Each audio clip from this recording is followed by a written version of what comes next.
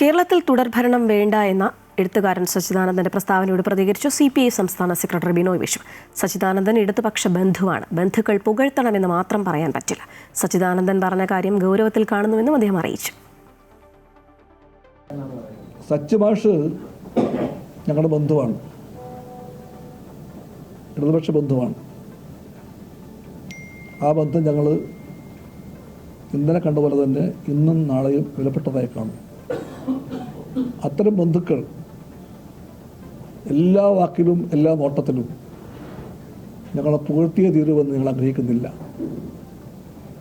അവർക്ക് LDFനെ പറ്റി ഒരു വിമർശനമുണ്ടെങ്കിൽ അതൊന്ന് പറയട്ടെ.